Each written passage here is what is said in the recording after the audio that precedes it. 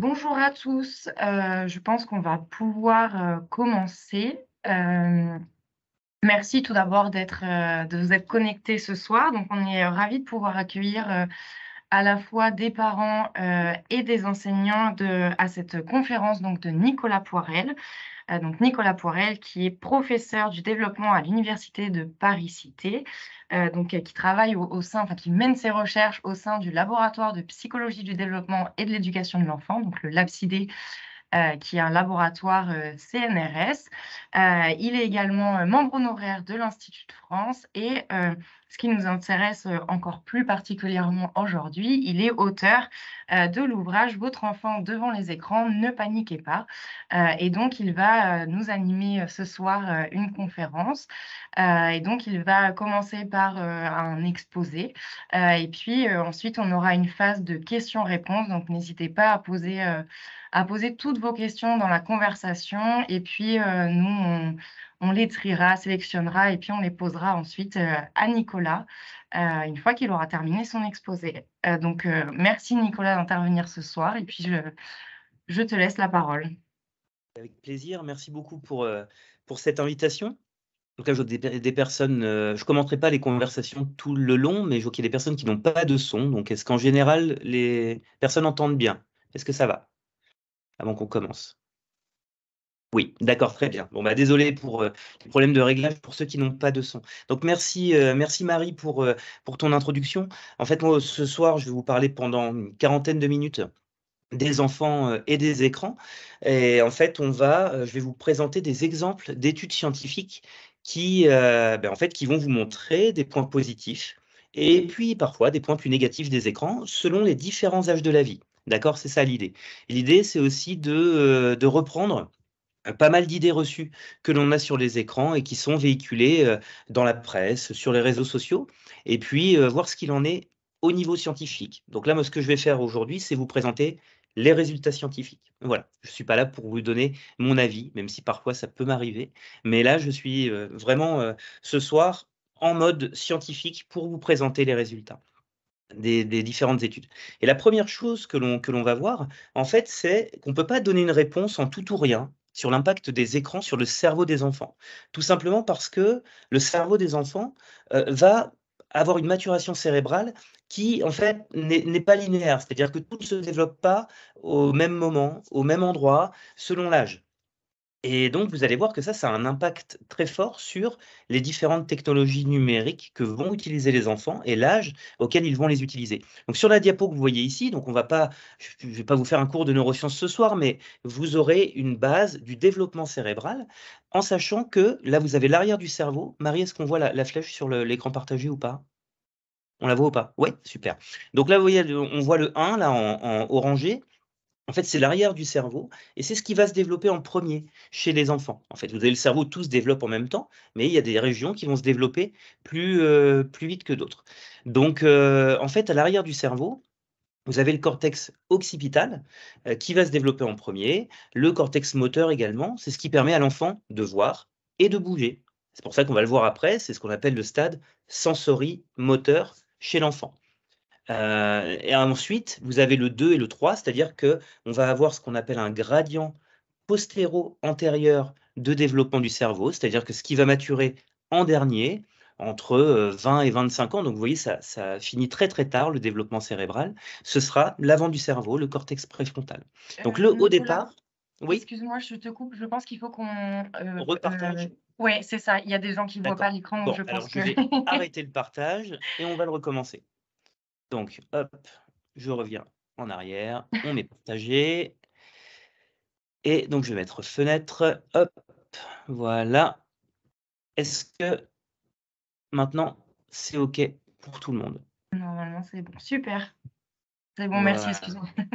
très bien, OK.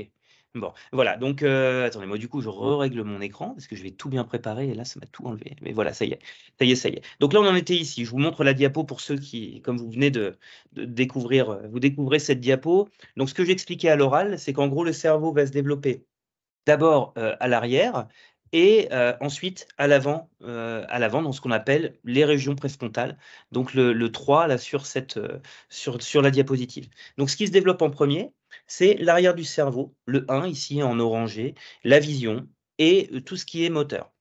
Et ça va avoir son importance parce que lorsque l'enfant regarde la télévision, il y a un message que vous pouvez garder en mémoire, c'est que la télévision en fait ne va servir à rien au cours des premiers 18 mois de l'enfant. D'accord? Donc officiellement, c'est pendant 1 an et demi, avec une télévision, il y a pas d'apprentissage chez l'enfant, ça va pas avoir d'utilité, particulière. Donc on dit peu d'apprentissage, on reste prudent et il y a même certaines études qui vous indiquent que c'est jusque 3 ans. Donc c'est le fameux, pas de télévision avant 3 ans. Mais c'est pas parce que l'enfant ne va pas apprendre grâce à la télévision en théorie avant l'âge de 3 ans, que, ça veut dire que la télévision fait du mal à l'enfant s'il en regarde un petit peu. D'accord? C'est là-dessus, c'est la première fake news, que je voudrais débunker ce soir. C'est qu'en fait, si vous laissez votre enfant, 1 heure devant la télévision et que vous êtes avec lui, eh bien, tout ira bien. D'accord? Parce que j'ai entendu que, je crois que c'est 1 heure de télévision, c'est un quart d'heure de vie en moins. Donc au-delà du fait que moi je pense que je devrais être décédé depuis plusieurs années dans ce cas-là, il faut garder en tête que ce qui compte, c'est qu'est-ce que l'on fait avec cet écran?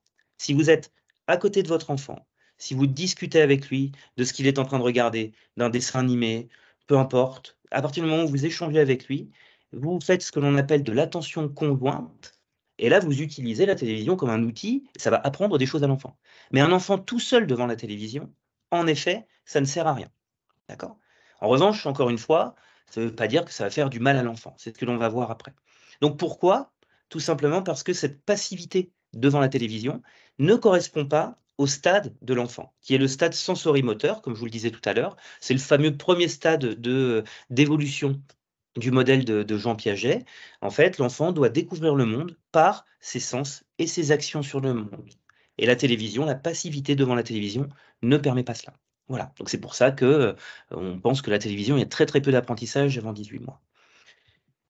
Alors il y a un autre effet, qui est, assez important qu'il faut que vous ayez en tête, c'est qu'il ne faut pas non plus laisser une télévision allumée, comme ça, dans une pièce pour rien, en fait. Il y a une étude, qui date de 2008 qui indique que lorsque vous laissez une télévision en fond, en bruit de fond, souvent on se dit ça, on se dit: «On rentre du travail, oh allez je vais aller, préparer à manger, faire les petites tâches, qu'il y a à faire à la maison, puis allez je vais laisser la télévision en bruit de fond», puis il y a l'enfant qui est en train de jouer dans la pièce et puis, bah, il y a la télé qui est là en bruit de fond. Mais en fait, le fait de laisser une télévision allumée, ça va capturer de façon automatique l'attention de l'enfant, très, très rapidement en fait, juste un petit coup d'œil et en fait, ça va perturber son activité de jeu et ce que vous voyez sur le graphique en haut à gauche de la diapo, c'est que plus l'enfant va jeter un petit coup d'œil à la télévision et plus ça va diminuer son temps de jeu de façon significative. C'est-à-dire qu'on peut perdre jusqu'à 20 de temps de jeu en ayant simplement jeté un petit coup d'œil 5, 6 ou 7 fois à la télévision. Donc si la télé n'est pas utile, éteignez-la, en fait. Voilà. Donc ça sert à rien de laisser une télévision allumée quand elle ne sert pas. Il vaut mieux mettre de la musique ou mettre même la radio, un podcast, enfin ce que vous voulez, mais ne laissez pas une télévision allumée. On sait que ça va capturer de façon automatique l'attention de l'enfant. Même un petit coup d'œil, mais ça va perturber son jeu. Donc il vaut mieux, mettre une ambiance, même avec quelqu'un qui parle, ça ne va pas perturber comme la télévision. Et le deuxième effet, c'est que dans une pièce, quand vous avez une télé allumée par rapport à une télé qui est éteinte, donc tout ça, ce sont des situations qui sont contrôlées en laboratoire, hein, d'accord? C'est pas on n'est pas allé chez les gens pour filmer ce qui se passait. En fait, c'est dans un laboratoire, on contrôle l'environnement, on contrôle le fait qu'il y ait une télé toujours la même, qui soit allumée ou pas, enfin voilà, on se débrouille pour que ce soit le plus constant possible et ce que vous voyez sur ce graphique-là, chaque point, c'est une dyade parent-enfant. Et en fait, on a le pourcentage, enfin le nombre d'échanges verbaux entre les parents et les enfants. Et ce que l'on voit ici, c'est que tous les points qui sont en dessous de la diagonale montrent que, en fait, on a plus d'échanges verbaux quand la télé est éteinte que lorsqu'elle est allumée. Vous allez me dire: «On enfonce une porte ouverte». Oui, c'est vrai, mais là, on montre que statistiquement, il y a un vrai effet d'une télé allumée qui ne sert à rien dans une pièce. D'accord? Donc l'idée, c'est la télé, c'est pas forcément mauvais, si vous regardez avec votre enfant, Même s'il regarde tout seul pendant quelques minutes ou une petite heure, c'est pas grave, mais il faut pas qu'il soit trop longtemps seul devant la télévision. Parce que on a ce message général qui nous indique que plus l'enfant va passer du temps devant la télévision et plus il va, avoir des troubles de l'attention. Voilà, c'est un message que l'on entend, très, très souvent. Donc que dit la littérature à ce sujet-là? Là, vous avez à chaque fois, je ne l'ai pas précisé, mais vous avez des références scientifiques. Là, en bas à droite de la diapo, vous avez des noms et une année. Ça, ce sont le nom des auteurs d'un article scientifique sur lequel je me base pour vous présenter, les résultats et l'année de publication. Donc ce que vous voyez ici, c'est que plus un enfant va regarder la télévision, ça c'est la moyenne, quotidienne passée devant la télévision, et plus en fait le score d'attention là, va dévier de la norme. Le 0, ça veut dire qu'on n'a pas de problème d'attention, et quand ça monte, ça veut dire qu'on s'éloigne de la norme et ça peut révéler des troubles attentionnels. Alors ce qu'il faut savoir, c'est quand on voit une courbe comme ça paraît hyper inquiétant. Donc évidemment, on a vite fait de prendre une petite impression à écran, mettre ça sur les réseaux et dire: «Regardez, on a des troubles de l'attention quand on regarde beaucoup la télévision». Première chose, vous voyez qu'il y a une projection déjà, c'est-à-dire que là, on va jusqu'à 15-16 heures. Vous imaginez bien qu'il y a, enfin j'espère, hein, que parmi vous, vous ne connaissez pas de parents qui laissent leur enfant 16 heures devant la télévision. Mais vous allez être surpris, vous allez voir qu'il y a quand même, 10 en gros des enfants, parmi les plus de 1000 enfants qui ont été, étudiés dans cette étude, qui regardent beaucoup la télévision. Donc là, c'est une projection, en fait. Donc déjà, le fait que ce soit une projection, il faut se méfier parce que dans la vie, tout n'est pas linéaire ou curviligne comme ça peut être, un développement qui n'est pas linéaire. Mais là, les auteurs ont choisi une projection linéaire. Deuxième chose, imaginons que je vous donne un exemple avant de vous montrer le résultat. Vous devez connaître, par exemple, la valeur moyenne du QI.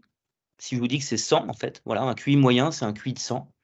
Est-ce que si vous avez 99 de QI, est-ce que ça veut dire que vous avez un souci d'intelligence? Mais non, en fait. Vous êtes autour de la moyenne.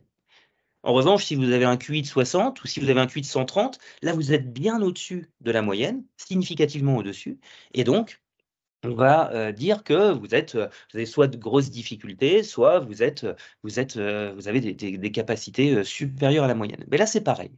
On va regarder à partir de quel moment la courbe dévie du 0 de façon significative, c'est-à-dire à partir de quand cette courbe va poser de réels problèmes d'attention. Eh bien, comme vous le voyez ici, c'est à partir de 7 heures de télévision par jour. 7 heures par jour, c'est énorme. Vous allez me dire, il y a peu d'enfants qui font ça, et vous avez raison, heureusement. Il y a peu d'enfants qui sont devant la télévision plus de 7 heures par jour, mais il y en a quand même. Dans cette étude, c'est environ 10 des enfants. Alors 7 heures de télévision par jour, c'est une exposition massive à la télévision, et dans ce cas-là, en effet, cette durée de télévision est associée à un déficit attentionnel. Donc ce sont des enfants qui sont testés à 7 ans et on voit qu'il y a des déficits attentionnels. Le souci des corrélations, c'est que corrélation ne veut pas dire causalité. Ça, gardez bien ça à l'esprit. Je prends un tout petit peu de temps pour ça. Je vais respecter les 40 minutes, mais je prends un tout petit peu de temps pour ça. Quand on vous parle de corrélation, le cerveau humain, on cherche toujours à faire des raccourcis, on cherche toujours à donner des explications, donc on met de la causalité là-dessus. Et là, la causalité qu'on a envie de donner, c'est se dire, plus on regarde la télévision, plus on aura des troubles attentionnels. Et en fait, c'est pas du tout ce que dit cette étude. Cette étude, elle indique que les 2 scores, le temps passé devant la télévision et le score attentionnel, covarient. Voilà, il y a une corrélation positive dans ce cas-là. Mais en fait, ça peut être soit la télévision qui engendre des troubles attentionnels, mais l'autre possibilité, qui est tout aussi probable ici, c'est que des enfants qui ont des troubles attentionnels vont regarder plus la télévision, se réfugier dans la télévision. C'est possible aussi. Voilà. Donc, c'est une corrélation, c'est comme si je vous disais que voilà, le nombre de fautes qu'un enfant fait à la dictée est corrélé à la taille de ses pieds. D'accord? On se dit plus un enfant a de grands pieds et moins il va faire de fautes à la dictée. Est-ce que vous croyez vraiment que c'est la taille des pieds qui fait qu'on va faire moins de fautes à la dictée? Mais non. Vous avez une troisième variable qui arrive et qui c'est l'âge, en fait, et plus l'enfant grandit, plus son pied va grandir et moins il va faire de fautes à la dictée puisque grâce à vous, mesdames et messieurs les enseignants, les enfants vont apprendre plein de choses et faire moins de fautes. Donc c'est l'âge, en fait, qui est le facteur causal ici, c'est pas la taille des pieds. Donc gardez toujours cet exemple-là en tête parce que même ici, on pourrait avoir un troisième facteur qui viendrait expliquer ces données-là. Donc gardez ça en tête, d'accord? Sachez que c'est uniquement après une exposition massive à la télévision qu'on a un lien avec des troubles attentionnels. Et on a une autre étude en 2015 qui, en fait, a étudié la volumétrie cérébrale, c'est-à-dire ce qui se passe dans le cerveau au niveau de l'évolution des différentes régions cérébrales avec l'âge. Et en fait, cette étude a montré que quand un enfant est exposé de façon massive à la télévision, en effet, on va avoir un développement atypique des régions, principalement aux deux pôles du cerveau, à l'arrière, la vision dont je vous parlais tout à l'heure, occipitale, et au niveau du cortex préfrontal, à l'avant du cerveau. Ça veut dire que cette passivité devant la télévision va modifier le développement cérébral au niveau de la vision, puisqu'en fait, l'arrière du cerveau, normalement, il faut qu'on agisse sur des objets pour bien développer notre cortex visuel, et aussi au niveau du cortex préfrontal, qui nous permet de réfléchir. En gros, c'est le chef d'orchestre du cerveau, ce cortex préfrontal, qui permet de réfléchir à ce que l'on est en train de faire. En étant passif devant la télévision, et en effet, on va avoir une petite déviation de ce développement-là. Mais gardez en tête que c'est uniquement valable après une exposition massive à la télévision, et ça ne veut pas dire que ce n'est pas réversible. D'accord? Gardez bien ça en tête. Sachant que lorsque l'on prend toutes les études qui ont été, toutes les données qui ont été publiées dans une grosse cohorte sur le lien entre attention et nombre d'heures passées devant la télévision, et que l'on applique plusieurs méthodes statistiques pour évaluer le lien entre les deux, ben en fait, on ne trouve pas de lien, en fait. C'est-à-dire quand on fait une sorte de méta-analyse, en fait, on reprend toutes les données, on refait plein de tests statistiques. Bien, en fait, dans tous les modèles que l'on va tester, on va retrouver ces résultats de lien entre attention et nombre d'heures passées devant la télévision que dans 20% des analyses. C'est ce qu'a montré cette étude parue en 2021. Donc, ça veut dire que tout dépend aussi des tests statistiques que l'on utilise. D'accord? Voilà, donc gardez ça en tête, parce que ce lien attention et nombre d'heures passées devant la télévision, il est quand même assez faible, vu que lorsque l'on recalcule tout cela, on ne le retrouve pas systématiquement. Et en fait, on arrive à une demi-fake news, en fait, entre le vocabulaire. Là, on a parlé d'attention, on a parlé d'intelligence.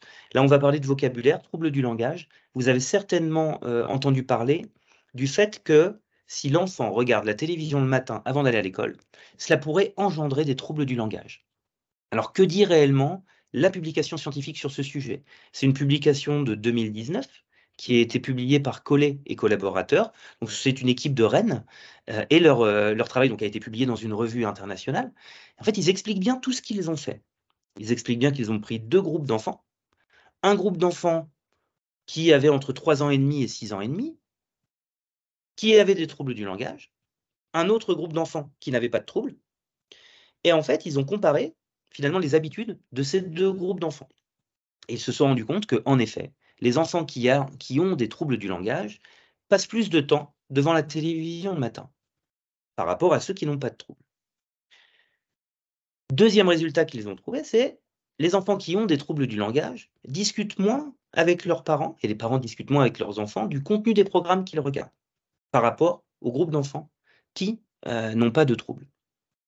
Donc là, l'idée, c'est de se dire pourquoi, vous connaissez la réponse, hein, c'est rhétorique hein, en fait.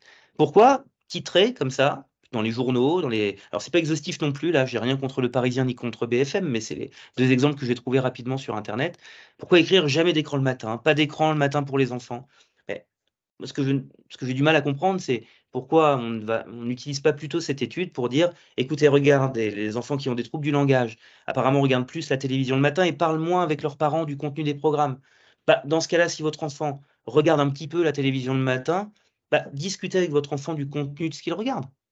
On aurait pu utiliser ce levier-là aussi. C'est pas du tout celui-là qui a été choisi, parce que c'est un petit peu moins sexy de dire ça comme ça. On préfère dire: «Attention, warning, pas de télé le matin».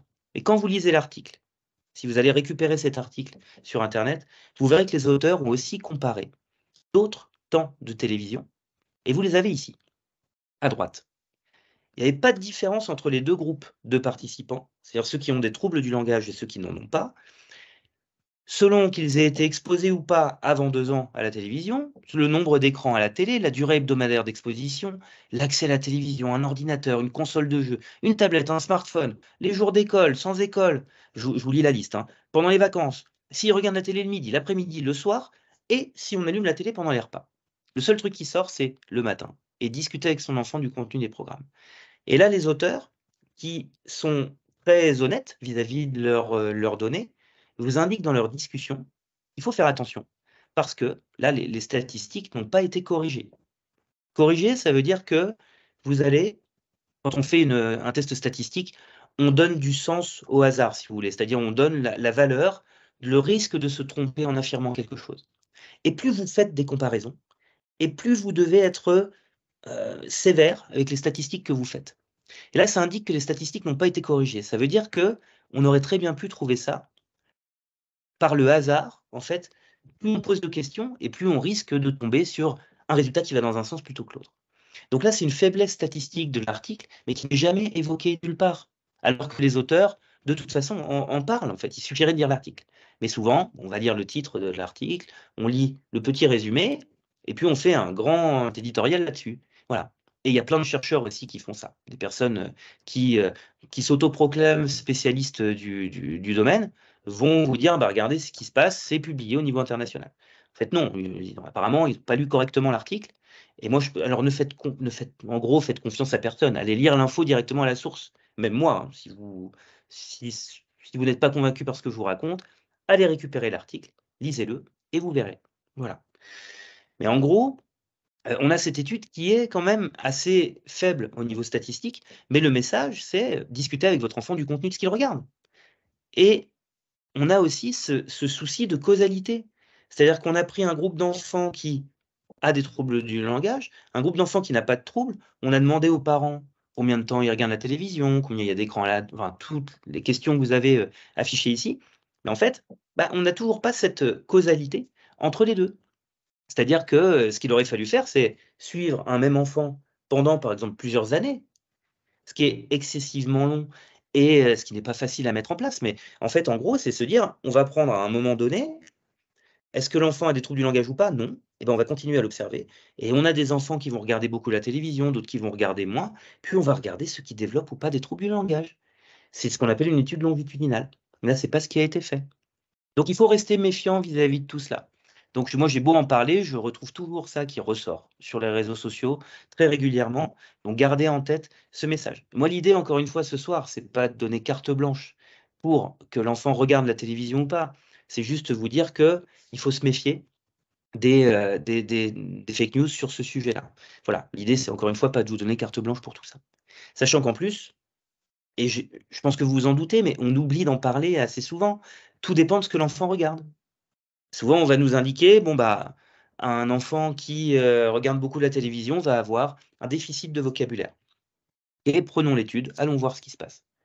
En effet, un enfant suivi de 6 mois à 2 ans et demi, qui va regarder beaucoup les Télétubbies, bah, en fait, va avoir en moyenne 10 mots de vocabulaire en moins par rapport aux enfants qui ne regardent pas les Télétubbies.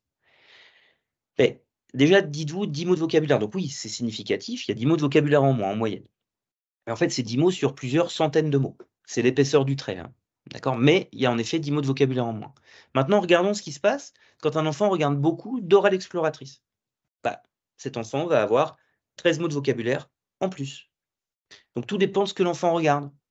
Alors évidemment, les enfants, en général, c'est très bien, regardent plein de dessins animés. Donc là, ce sont vraiment les résultats pour des enfants qui spécifiquement, vont regarder. Alors on m'a expliqué qu'il y a beaucoup d'enfants qui regardent que Peppa Pig et donc j'ai pas de données sur Peppa Pig. Mais sur les Teletubbies et les, et Dora l'exploratrice, voilà ce que l'on observe. Sachez que, par exemple, les chercheurs ont également étudié ce qui se passait au niveau des Disney, il y a pas d'impact. Qu'un enfant regarde beaucoup de Disney ou pas, il y a pas d'impact sur le vocabulaire. Là, le message ici, c'est vous dire que tout dépend de ce que l'enfant regarde et tout dépend également si les parents sont avec l'enfant pendant qu'il regarde. Pas tout le temps, mais la majorité du temps. Si vous êtes avec votre enfant, vous allez pouvoir contrecarrer ces effets, certainement, de perte ou de gain, enfin, de gain. Non, il va avoir du vocabulaire en plus, l'enfant, grâce à cette attention conjointe. D'accord? Donc gardez ça en tête. On n'a pas une réponse en tout ou rien sur est-ce que la télé c'est bon ou c'est pas bon. Quelqu'un qui vous dit ça, bon, bah, il n'a pas bien lu la littérature scientifique, c'est évident. Voilà. Donc, parce qu'on arrive à des problématiques d'éducation des enfants et de développement des enfants, c'est la télévision ou les écrans pour apprendre. Est-ce qu'un écran peut aider un enfant à apprendre? On sort en plus d'une période de Covid. Ce soir, on est en vidéo. Ça a dû quand même en arranger plus d'un qui n'aurait peut-être pas pu se déplacer pour venir voir la conférence. Donc, qu'est-ce qui se passe au niveau de l'apprentissage quand on se sert d'un écran pour apprendre? Eh bien, on a une étude en 2014 qui a proposé, encore une fois très contrôlée en laboratoire, à des enfants de 6 ans d'apprendre une règle logique, en fait, via un écran ou en situation réelle. Donc là, vous avez une actrice qui est présente là sur la diapo et qui va apprendre aux enfants de 6 ans une petite règle logique. Donc là, c'est une tâche très connue en psychologie qui s'appelle la tâche du Wisconsin, où en fait, on va apprendre à l'enfant à trier des cartes, en fait. Et comme vous le voyez sur la diapo, là, on a un tas de cartes bleues, un tas de cartes rouges, là, on a une tasse et ici, on a une étoile. Et en gros, quand l'actrice montre cette carte avec une tasse rouge, vous avez 2 possibilités. Soit vous allez poser la tasse sur la tasse bleue parce que c'est une tasse, soit vous allez poser la tasse sur l'étoile parce que l'étoile est rouge et la tasse est rouge. Vous avez 2 possibilités. Donc elle va expliquer ça, l'actrice. Elle va expliquer les règles de ce jeu, soit en situation réelle, face à l'enfant, soit en utilisant exactement les mêmes mots sur une vidéo présentée sur une télévision. Et ensuite, eh bien, on va faire passer la tâche aux enfants, puis on va regarder s'ils y arrivent. On fait la même chose chez des adultes et on voit que ça marche très bien. Là, vous avez le nombre de bonnes réponses pour les différents essais qui sont présentés et vous voyez que, chez les enfants qui sont présentés en histogramme en noir et chez les adultes histogramme blanc, beh, que ce soit en live, avec la personne physiquement présente qui a expliqué ou via une vidéo, ça fonctionne bien. Donc si on s'arrête là, on se dit: «Super, l'apprentissage marche bien, chez des enfants de 6 ans grâce à une télévision». Les résultats comportementaux vont dans ce sens-là. Et ce qu'ont fait les auteurs, c'est qu'en plus de ça, ils ont enregistré l'activité cérébrale des enfants et des adultes. Ils ont enregistré l'activité cérébrale grâce à ce qu'on appelle de l'imagerie optique, de la NIRS. En fait, c'est-à-dire c'est des petits capteurs qui envoient de la lumière en fait, hein, et on récupère une certaine quantité de lumière par rapport à la quantité de flux sanguin qui irrigue des régions du cerveau et ça nous donne une indication sur la mobilisation de ces régions pour résoudre la tâche. D'accord? Je vous donnerai des détails si vous avez des questions là-dessus, mais en gros, c'est ça le message. Et alors, qu'est-ce que l'on observe en imagerie cérébrale? Regardez, on a les mêmes résultats comportementaux. Les enfants réussissent la tâche, les adultes aussi, mais vous voyez ici que leurs cerveaux ne vont pas du tout, se comporter de la même façon. Chez les adultes, on a l'impression là en rouge que la courbe elle est un petit peu plus basse que la courbe bleue, mais en fait c'est pas significatif ici. C'est-à-dire que c'est lié au hasard cette fluctuation qui est là. Le bleu, c'est quand on a une présentatrice en live, en direct, et le rouge, c'est la vidéo. On n'a pas de différence significative. Ça veut dire que les adultes, qu'on fasse un apprentissage en vidéo ou en présentiel, en gros, pour cet apprentissage de la tâche, c'est la même chose. Alors après, vous pourriez me dire: «Mais je préfère le présentiel, il y a plus d'interaction». Oui, je suis complètement d'accord avec vous, mais en tout cas, au niveau ici de cette tâche et de l'apprentissage, ça marche aussi bien chez des adultes, en live ou en vidéo. Ce qui est, entre parenthèses, une très bonne nouvelle pour vous ce soir. Voilà. Chez les enfants, en revanche, on a un gap, une différence entre l'apprentissage qui a été effectué en live, c'est-à-dire avec l'actrice présente et cette courbe bleue là, chez l'enfant, c'est équivalent à ce qui se passe chez l'adulte. En revanche, regardez, ça s'effondre quand l'enfant a appris via une vidéo. C'est-à-dire que même si l'enfant arrive à résoudre la tâche, dans son cerveau, les chemins cérébraux de cet apprentissage ne sont pas les mêmes. Si l'enfant a eu l'actrice, la personne qui explique les règles du jeu en présentiel ou en vidéo. Et en fait, les auteurs ont utilisé l'enregistrement cérébral d'une région particulière qui reflète ce que l'on appelle les neurones miroirs. Alors les neurones miroirs, c'est le fait que si vous me voyez là, moi je n'ai pas de feedback sur ma caméra, mais si je lève ma main droite, par exemple je vois Marie là à l'écran, bah Marie dans son cerveau, elle va avoir une activité cérébrale qui va faire une simulation comme si elle levait sa main droite en même temps que moi. C'est ça les neurones miroirs en fait.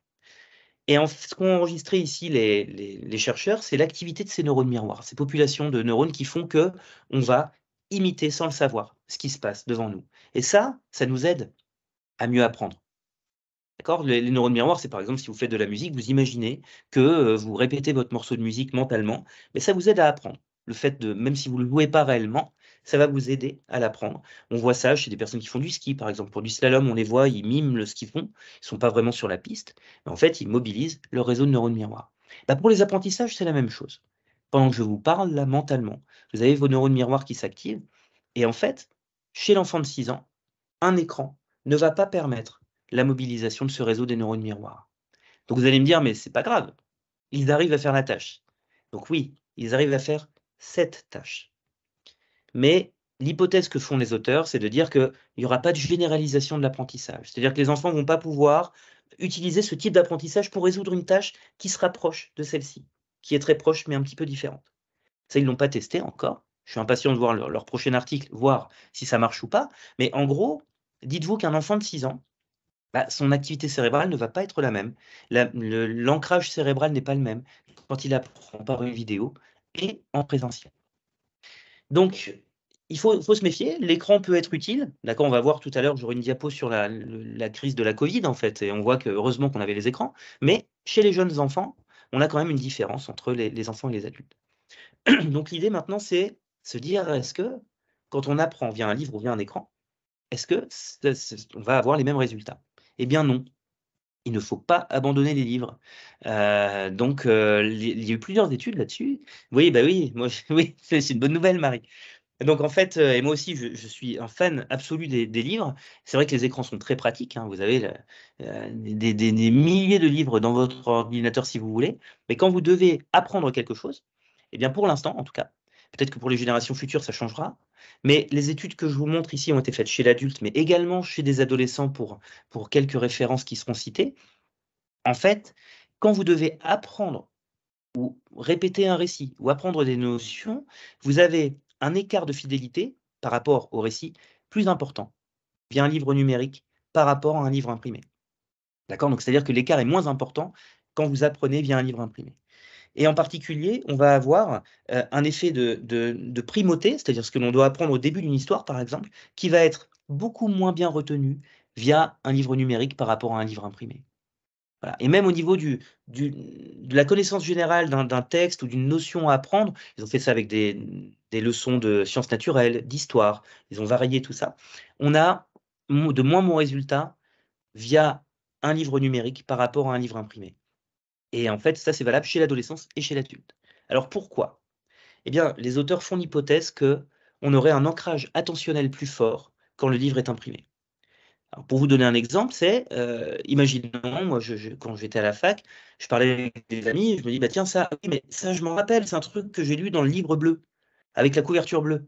Sincèrement, on s'en fiche un petit peu que la couverture soit bleue, d'accord? Mais c'est une sorte de petite Madeleine de Proust là qui fait que vous allez vous dire: «Ah oui, la couverture bleue, il y avait ça dedans», et hop, vous revisualisez et vous recherchez l'info.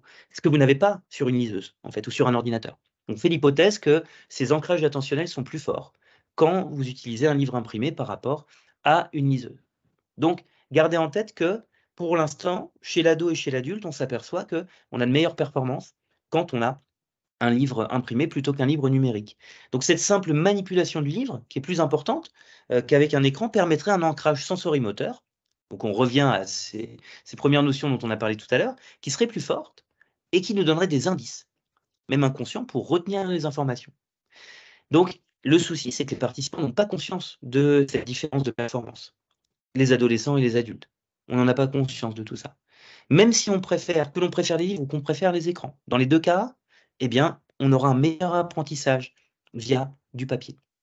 Bon, donc voilà le message à retenir. Les écrans, c'est pas encore ça pour apprendre, en fait. Voilà, c'est très pratique, mais on a de meilleurs résultats sur le papier. Autre chose que je voulais aborder avec vous, bon j'espère que ça avance pas trop vite, mais là il me reste 8 minutes, donc j'en profite pour vous parler un petit peu des jeux vidéo. Je voulais vous parler de ça. Parce que ça revient également très souvent. On commence à avoir le vrai message scientifique qui émerge, mais j'entends toujours des personnes qui nous indiquent quand des enfants jouent à des jeux violents, ils vont devenir violents.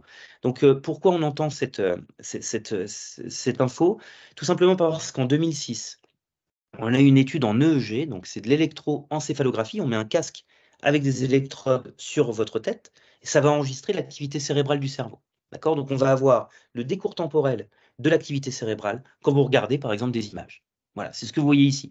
Là, typiquement, quand on vous montre des photographies neutres, j'enregistre votre activité cérébrale et je vais comparer l'activité cérébrale quand on montre, alors des photos neutres, ça n'existe pas vraiment, mais on les considère comme neutres, c'est-à-dire qu'elles ont une valence émotionnelle moyenne, et je vais comparer l'activité cérébrale comme ça, de personnes qui jouent à des jeux vidéo violents, avec l'activité cérébrale de personnes qui ne jouent pas à des jeux vidéo violents.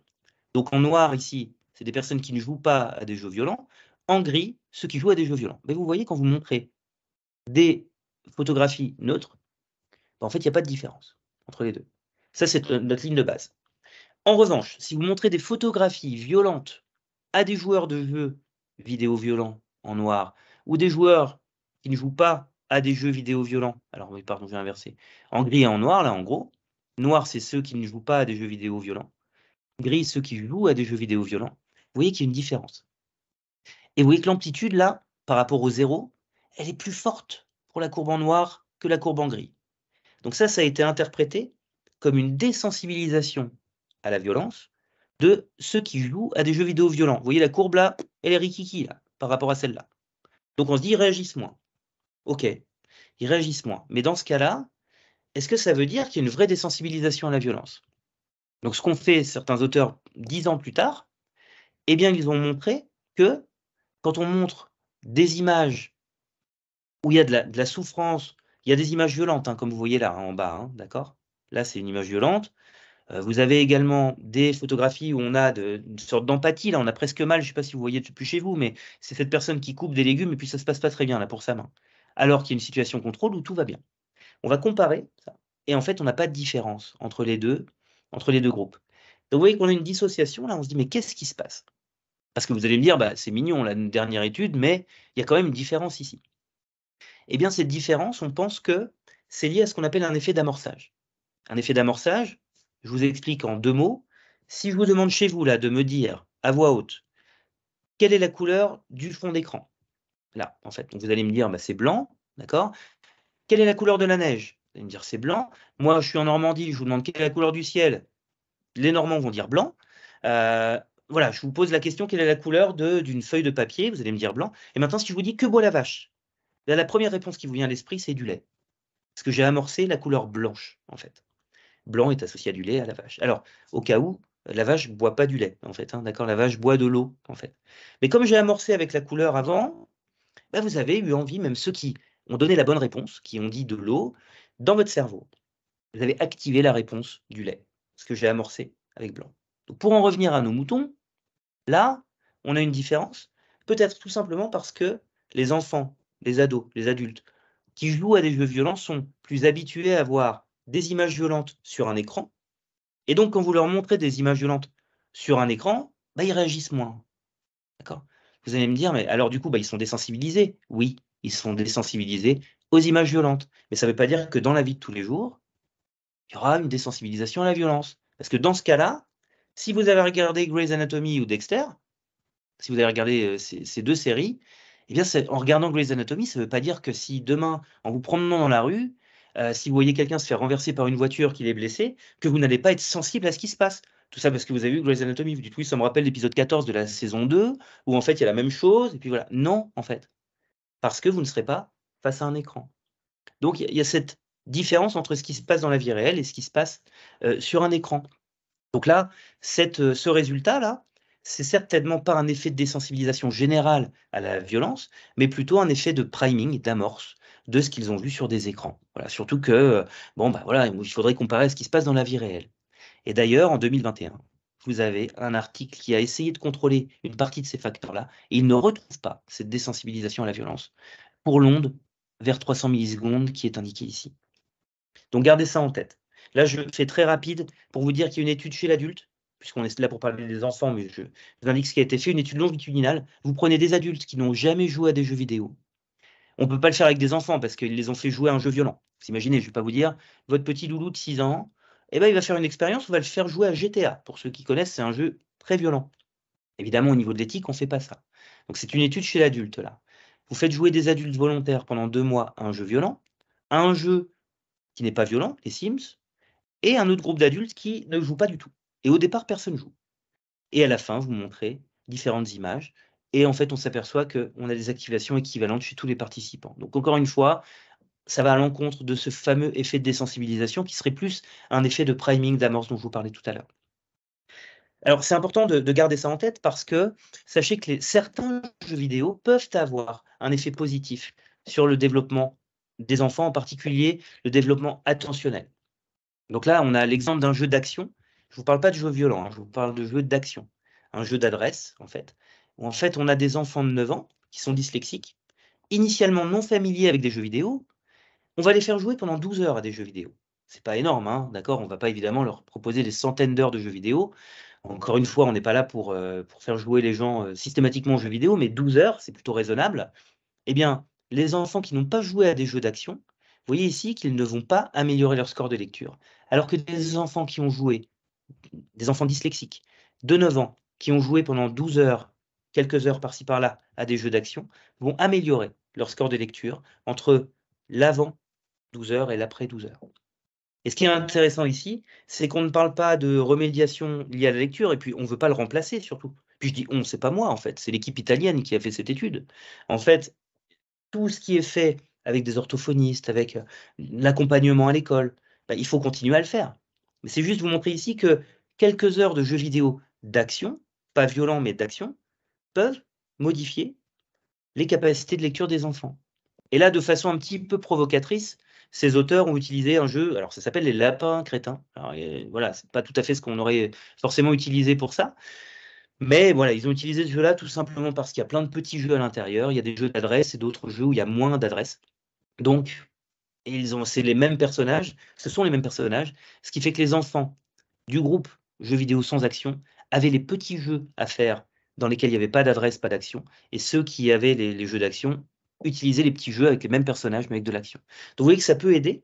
Et ce qui va se passer, là c'est une autre étude chez l'adulte pour voir ce qui se passe. Pourquoi les jeux d'action peuvent améliorer la lecture? Tout simplement parce que quand vous jouez à des jeux d'action, vous allez élargir votre focus attentionnel. D'accord? C'est-à-dire que vous allez réussir à élargir de façon systématique votre focus attentionnel, puisque vous faites attention à plein de choses pendant que vous jouez aux jeux d'action. Eh bien, c'est ce qui va se passer au bout de quelques heures de jeu. Vous voyez ici ceux qui jouent à des jeux d'action par rapport aux non-joueurs. Quand vous le présentez très rapidement sur un écran, des mots qui ne veulent rien dire, par exemple Siluve, vous le présentez très rapidement.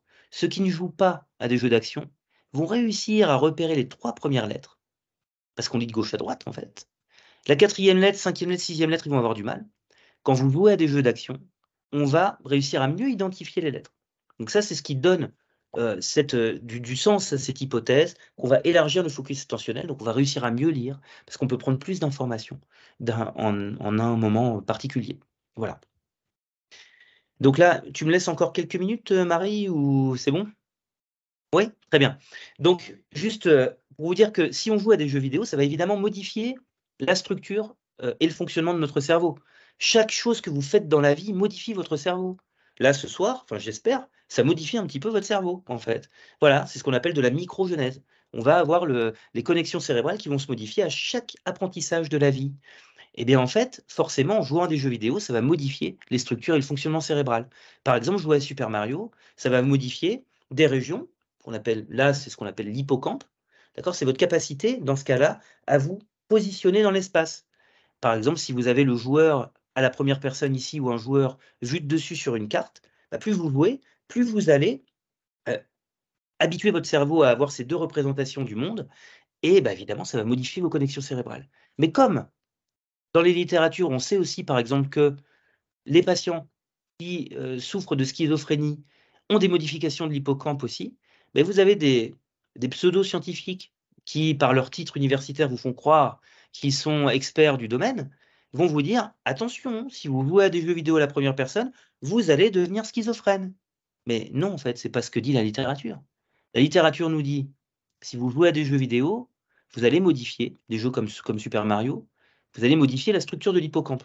Il y a d'autres études qui disent quand vous êtes schizophrène, vous avez des structures au niveau de l'hippocampe qui sont modifiées par rapport à ceux qui ne sont pas schizophrènes. Mais ça ne veut pas dire que, en jouant à Super Mario, vous allez modifier votre hippocampe et que vous allez devenir schizophrène. Voilà. C'est une petite parenthèse parce que si vous cherchez sur Google, parce que je ne vais certainement pas faire de la pub pour ces gens-là, eh ben vous trouverez qu'il y a des personnes qui ont dit que jouer à Super Mario peut vous faire devenir schizophrène, avec des de la première personne. Donc méfiez-vous de tout ça. Voilà, faites attention. Et sachant aussi que c'est pas une baguette magique, hein, les jeux vidéo. Si votre enfant, par exemple, est dyslexique, ça ne veut pas dire que ça va marcher si vous lui proposez des jeux d'action. Ça va pas forcément marcher. Parce que ces différentes études ne fonctionnent que si l'enfant ou l'adulte trouve le jeu plaisant. Vous voyez là, le trait en pointillé, ça veut dire qu'on n'a pas de modification cérébrale. On a une modification cérébrale seulement si on trouve le jeu plaisant et si on n'est pas frustré par le jeu. D'accord? Si vous êtes frustré par le jeu, si vous n'y arrivez pas, vous n'aurez pas de modification cérébrale. Donc c'est pas une baguette magique. D'accord? Voilà.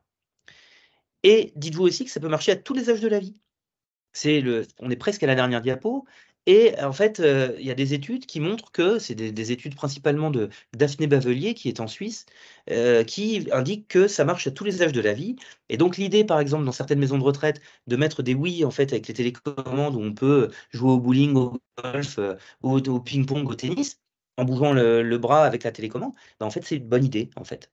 Parce que vous mobilisez les capacités attentionnelles des résidents. Et donc, on a certains jeux vidéo qui vont améliorer nos capacités attentionnelles à tous les âges de la vie. Voilà.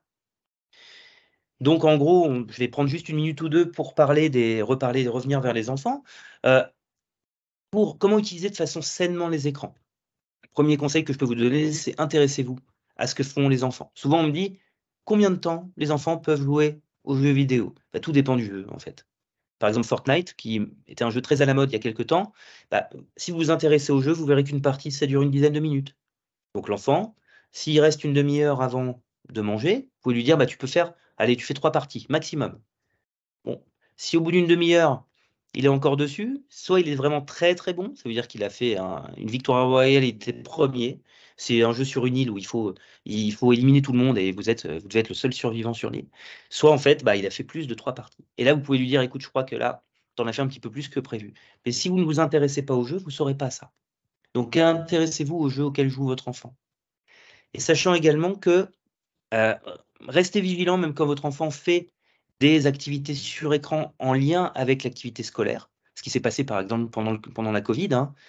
En fait, sachez que ce que vous voyez ici, en bas, on a, le nombre de changements d'attention quand on a plusieurs écrans, plusieurs choses allumées en même temps sur l'écran. Ce qui peut se passer ici, si vous êtes en train de regarder vos petites notifications, de votre réseau social préféré ou vous avez vos mails qui sont allumés et cetera. Dites-vous que vous avez en gros 90 de vos changements attentionnels qui vont passer à la trappe. Vous ne vous en rendrez pas compte. Là, en blanc, c'est le nombre estimé par sujet de changements d'attention et en noir, c'est le nombre réel de changements d'attention. Les chercheurs ont réussi à évaluer ça et en fait, on voit qu'on n'a pas conscience de, en gros, 90 des changements attentionnels. Donc faites gaffe, même quand vous devez travailler, vous avez un truc hyper important à faire sur ordinateur, coupez les notifications parce que 9 fois sur 10, vous ne vous rendrez pas compte que votre attention switch d'un niveau à l'autre et ça a des répercussions évidemment sur votre fonctionnement cérébral, en particulier sur le préfrontal qui est donc ce chef d'orchestre du cerveau. D'accord? Donc faites attention à ça. Et pour terminer, en gros, pour les enfants, des petits conseils. Normalement, on doit respecter l'âge, des jeux que l'on propose aux enfants, hein, d'accord? Si vous pouvez la console dans le salon plutôt que dans les chambres, essayez de jouer avec lui ou proposez-lui de le regarder, en fait, on peut faire ça. Il y a plein de youtubeurs qui font ça, hein. Ils se filment en train de jouer, puis il y a des milliers de personnes qui les regardent, en fait. Voilà. Donc souvent, moi, il y a des parents qui me disent: «Mais oui, regarder des lives, de jeux vidéo, c'est un peu bétifiant, ça sert à rien et tout ça». Alors, je voudrais pas me faire des ennemis ici, mais c'est exactement ce que l'on fait quand on regarde du sport à la télé, en fait. Voilà. On mange une pizza, on regarde du sport, on fait pas du sport. Mais ça nous plaît, c'est récréatif. Bah, là, c'est pareil chez l'enfant. Donc si vous faites ça avec lui, vous allez échanger et vous serez au courant de ce qu'il fait. À la table, pas de téléphone, ça c'est valable aussi pour les parents, d'accord? Il y a peut-être pas besoin de regarder les mails à la table ou les notifications. Dites-vous ça, hein, parce que souvent on est devant notre écran puis on dit: «Oui, oui, c'est bien ce que tu racontes, oui, oui, c'est bien». Bah non, en fait. Vous posez votre téléphone pendant le repas, puis voilà. Pratique intense, c'est pas forcément addiction. Quand vous parlez d'addiction aux écrans, rappelez-vous qu'une addiction, c'est par exemple quand on est alcoolique ou fumeur. Donc dites-vous: «Est-ce que si mon enfant avec une bouteille de whisky à la main ou une cigarette, est-ce que je lui laisserais?» Donc si vous pensez vraiment que c'est une addiction, restez dans votre rôle de parent et vous lui enlevez l'écran, en fait. Il va faire une crise peut-être, mais si vraiment vous pensez que c'est une addiction, faites ça. Mais faites attention, pratique intense, c'est pas forcément une addiction. Il y a des livres très bien faits là-dessus. Il y a un livre de Bruno Rocher, Bruno Rocher, qui est très bien fait sur les addictions et les écrans. Et éviter de dire arrête, laissez plutôt que ce soit hyper. C'est-à-dire vous allez casser le flow en fait du jeu de l'enfant. En fait, il est en train de jouer et vous lui dites stop ou bien vous coupez le wifi. Vous dites bah non, vous dites, on te laisse le temps de finir. Attention, on avait dit une demi-heure là, on a dépassé de quelques minutes. Là, dans 3 minutes, là, stop, on mange. D'accord? Et vous essayez de gérer comme ça. Parce que l'idée, c'est de pas laisser un enfant seul devant un écran, en fait. Parce que là, en effet, on peut avoir des effets négatifs, donc il faut accompagner son enfant. Gardez aussi en tête, alors je ne sais pas du tout quelle est la moyenne d'âge des personnes qui nous regardent ce soir, mais en gros, moi, à mon époque, je savais qu'un jour je dirais ça, mais voilà, ça y est, on y est. À mon époque, un objet avait une fonction. Maintenant, nos smartphones, en fait, font toutes les fonctions qui sont présentes à l'écran. D'accord? On s'en sert pour écouter de la musique, prendre des photos, regarder nos mails, et parfois on s'en sert pour téléphoner. Et finalement, c'est pas le plus fréquent sur un smartphone. Donc faites attention à ça, parce que là, c'est évident qu'on passe beaucoup de temps sur nos smartphones puisqu'on multiplie les utilisations possibles. Et là, je vous ai fait un condensé très rapide, en un peu plus de 40 minutes, de ce que j'ai fait pendant justement le confinement. J'ai écrit un livre sur ce thème. Donc, si ça vous intéresse, je vous conseille d'aller y jeter un œil. Vous avez finalement un résumé de la littérature sur le sujet. Et donc, ce livre est toujours disponible. Donc voilà, je vous remercie pour votre attention. Et puis, je laisse place aux questions. Voilà. Merci à tous. Merci Nicolas pour ton intervention. Alors, on a déjà reçu des questions, mais je pense que maintenant que c'est terminé, on va encore en recevoir. On va commencer sur un peu le début de ton intervention où les personnes s'interrogeaient si, quand tu parlais d'attention, si c'était des troubles de l'attention dans le temps ou sur le moment et donc des troubles, des troubles, pardon, du développement ou juste un problème d'attention. D'accord. Donc en fait, là, ce sont des troubles d'attention, qui sont généraux, en fait, hein. D'accord? Donc la question est hyper pertinente parce que, par exemple, le gain attentionnel des jeux d'action, en fait, se fait très rapidement. Au bout d'une heure de jeu, on peut avoir, un gain attentionnel, par exemple. En revanche, les troubles de l'attention, c'est plus général et ce sont des petites tâches qui sont, passées comme des tâches que vous passeriez si vous allez voir un psychologue et qu'il doit évaluer si l'enfant a des troubles d'attention ou pas. Alors Marie, tu es figée sur mon écran. Donc par contre, Anne-Sophie, c'est bon. Donc Anne-Sophie, je m'en remets à vous. Est-ce qu'on me voit toujours et on m'entend toujours? Oui, c'est bon, j'ai Bon, très coupé bien. et remis D'accord. normalement. D'accord, parce que j'avais perdu Marie. Donc voilà, donc pour répondre à la question, ce sont des troubles attentionnels généraux et c'est pas sur le moment. C'est pas juste après avoir regardé la télé, c'est de toute façon, c'est une mise en relation du temps d'écran en général et des troubles attentionnels en général. OK. Voilà. Du coup, ça répond un peu à la question qui était, est-ce qu'on peut associer tous les écrans à la télévision? Et est-ce que, voilà, dans les études, on fait donc la somme de tous les écrans et pas seulement la télévision? Et oui, donc l'étude sur l'attention et merci pour la question. Parce qu'en fait, j'ai pas eu le temps de vous le dire, mais en fait, c'est hyper pertinent puisque dans l'étude sur l'attention, c'est tout écran confondu. D'accord? Donc, il faut faire et puis surtout que les enfants font pas que de la télévision ou que de la tablette. Maintenant, il y a des enfants qui ne font que du smartphone, mais même quand ils font du smartphone, parfois ils s'en servent comme télévision, en fait. C'est-à-dire, ils vont regarder des séries sur un donc c'est enregistré, donc je vais pas donner le nom des plateformes, mais en fait, voilà. Ou bien ils vont scroller comme ça, des petites vidéos. Donc il y a une passivité. Il y a d'autres enfants qui vont plutôt, jouer, en fait. Sur leur smartphone, en fait, alors il y en a quand même des ados, il y en a pas beaucoup, mais en gros, c'est ça. Donc vous avez raison, il faut dissocier le type d'utilisation d'écran. Ça commence à se faire, mais c'est pas ce qui était le plus fréquent puisqu'en fait, on a aussi, un gradient au niveau des études. Les études les plus anciennes portent uniquement sur la télé parce qu'à l'époque, il y avait que la télé, en fait. Après, il y a eu la console. Maintenant, on commence à avoir des études sur les smartphones, mais ce sont pas les études alors il y en a, hein, mais voilà, il faut dissocier tout ça et c'est pas toujours fait. Vous avez raison, il faut regarder à chaque fois dans les études et contrôler sinon dans des études par ça. Voilà et c'est pas toujours fait. Donc là, dans l'intervention, on a principalement parlé de l'attention. Mais est-ce qu'il y a des études qui parlent de quels sont les effets du temps d'écran chez les enfants sur d'autres compétences comme le contrôle inhibiteur, la mémoire de travail, le self-control, le bien-être ou la santé mentale? Et oui, alors tout dépend encore une fois, enfin c'est une réponse, enfin ça va vous paraître bateau, mais c'est la réponse, tout dépend de ce que fait principalement l'enfant, l'ado ou l'adulte avec son écran, en fait. Voilà. Si pour le contrôle inhibiteur, par exemple, bah, en fait chez l'enfant, enfin chez l'ado, s'il passe son temps à jouer à des jeux d'action, beh, ça va améliorer son contrôle inhibiteur. Après, il faut pas qu'il fasse que ça, en fait. Mais, un enfant qui va faire uniquement de la passivité devant un écran, beh, en effet, c'est du temps grignoté sur d'autres activités et donc, on peut avoir moins de contrôle inhibiteur efficace chez ces enfants-là. C'est comme pour l'histoire de l'obésité. Pendant longtemps, on entendait qu'il y avait un lien entre le temps d'écran et l'obésité. Bah, en fait, là, moi, de ce que j'ai pu voir, on a plus un lien maintenant avec le temps de sommeil plutôt qu'avec l'obésité. Parce que les enfants, en fait, qui font beaucoup d'écran, maintenant les ados, font aussi du sport ou bougent ou se promènent avec leurs amis, il y a pas de souci. En revanche, ils dorment moins parce qu'ils font de l'écran le soir. Voilà, donc c'est plutôt le lien avec le temps de sommeil qui est significatif maintenant. Et encore une fois, c'est parce que j'ai vu passer, alors je sais que tu sélectionnes les questions, mais j'ai vu quid de la pornographie. Donc tout dépend, en fait, et c'est pareil, ça c'est le rôle des parents, en fait. C'est-à-dire que si vous décidez de laisser, l'enfant devant, un écran tout seul, sans mettre de fil parental et encore on sait que ça peut être, voilà, les ados sont plutôt malins, hein. Mais on sait que, bah, l'exposition à la pornographie, elle est de plus en plus précoce. Après tout dépend, si vous laissez votre enfant tout seul devant un écran, bah, ouais, en fait, il y a de grandes chances qu'à 8 ans, il ait déjà vu des images pornographiques. Évidemment qu'il faut pas, il faut voilà, donc il faut faire attention à ça. Sachant également que pour le stress et les angoisses, la dépression, en fait, il faut garder en tête que, bah, il y a le lien est très, très faible, c'est 0,4 de lien entre le temps d'écran et le bien-être, en fait.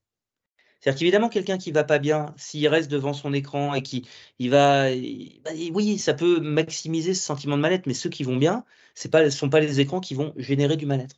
Encore une fois, c'est voilà, il faut faire attention et donc j'ai vu aussi une question qui porte sur d'autres ouvrages qui sont proposés. Mais oui, allez lire les références scientifiques du livre que vous mentionniez et vous allez voir que sur les 1000 références, ben, voilà, il faut faire attention. Soyez prudents. Voilà et regardez, moi je vous donnerai juste un conseil ce soir. Quand vous voyez des livres sur les écrans, allez regarder ce que font les auteurs de ces livres dans la vie de tous les jours. Est-ce qu'ils travaillent sur le développement cognitif de l'enfant? Est-ce que, ils sont en lien avec, une profession en lien avec le développement cognitif des enfants ou pas? Posez-vous simplement cette question-là et tapez le nom de l'auteur sur Google et vous verrez, vous aurez votre réponse. Voilà Oui. et voilà.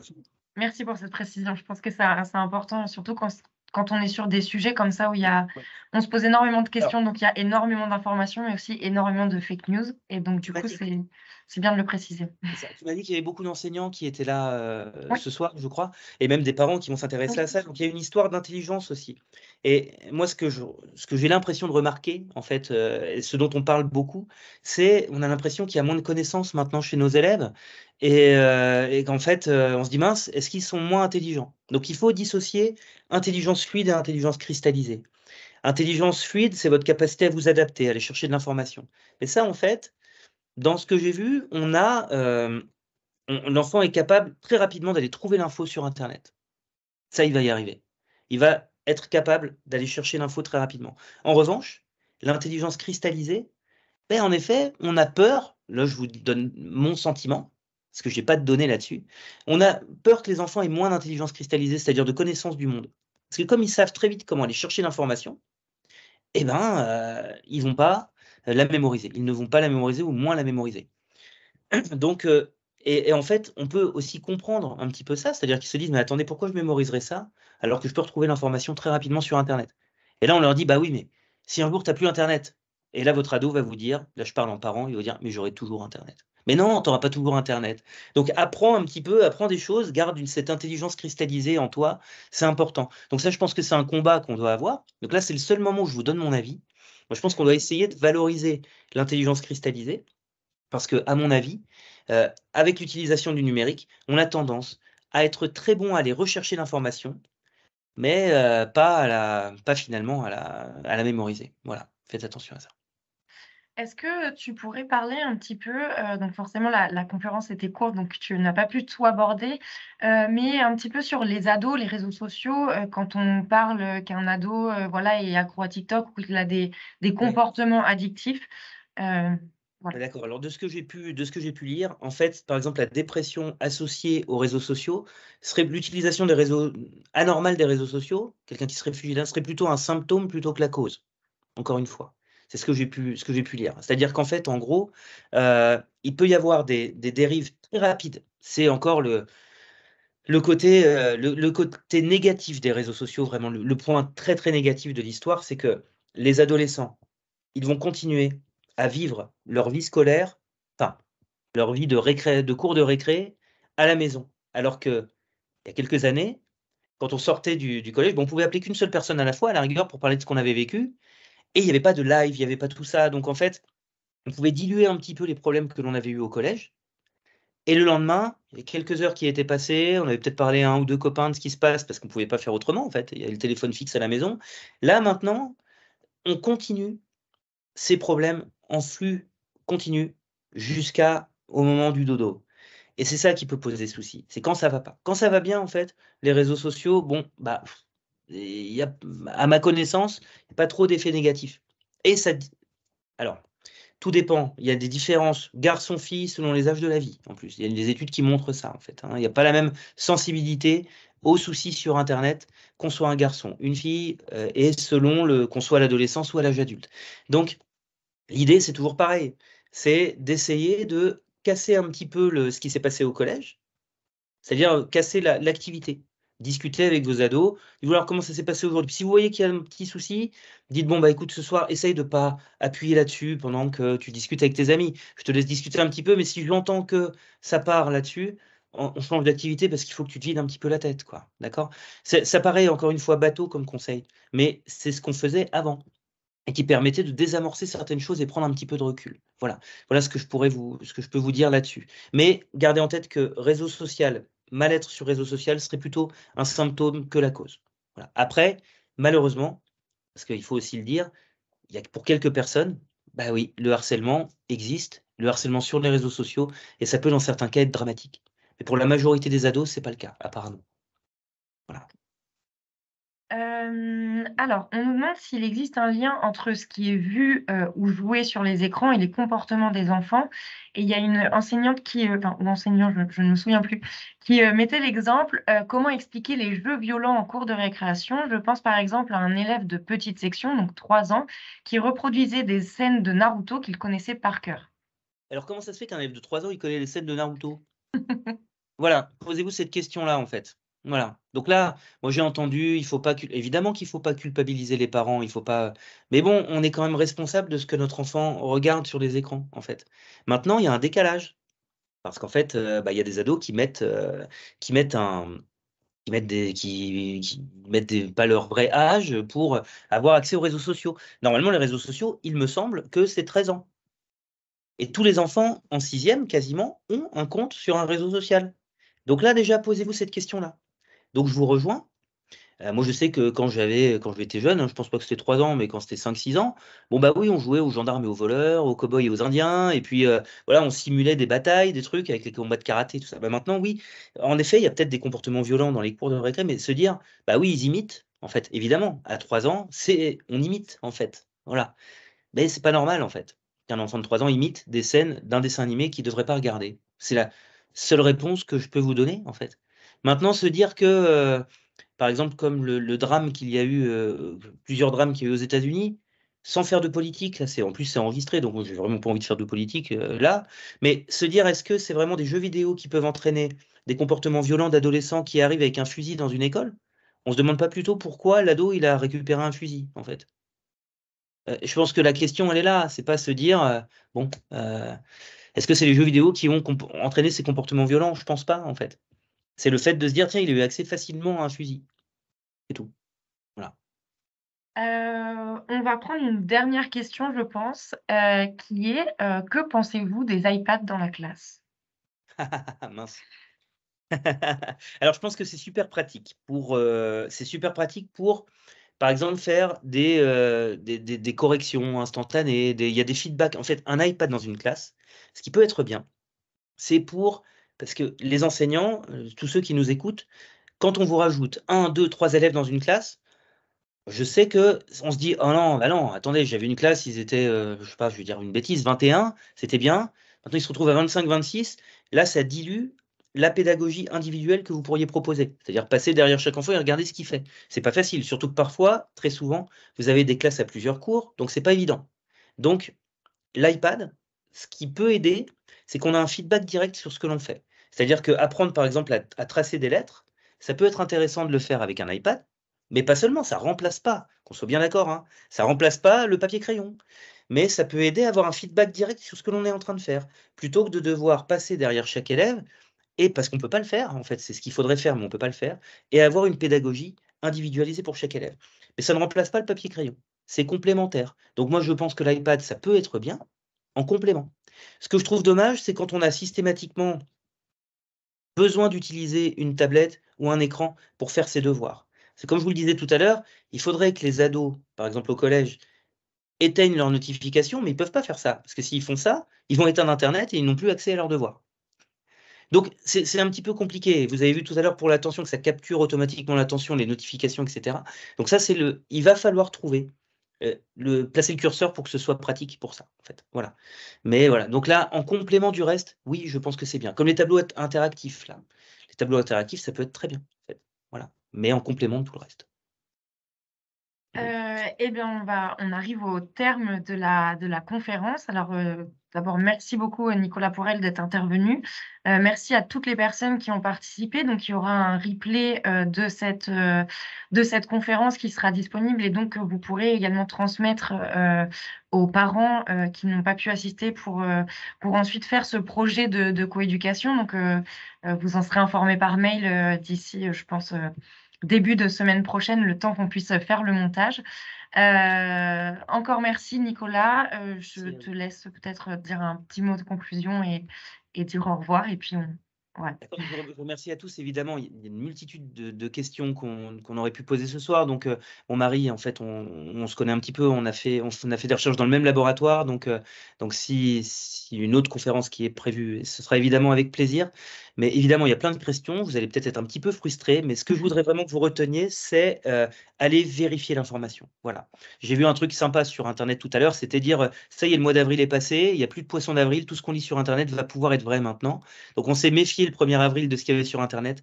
Méfiez-vous et vous pouvez aussi vous méfier de tout ce que je vous ai raconté ce soir, ça ne me pose aucun problème. Allez lire les articles et faites-vous votre idée et voilà, soyez vigilants là-dessus et puis accompagnez vos enfants. Voilà, tout simplement. Le maximum possible, même si c'est pas facile, je le sais bien. Voilà, merci à tous. Et la lumière s'éteint en même On, temps chez vous, donc on a fini dans le noir. Voilà, les éditions voilà. Fnac ont Merci décidé et de. merci à tous. Merci beaucoup et à bientôt. Au revoir. Bonne soirée à tous.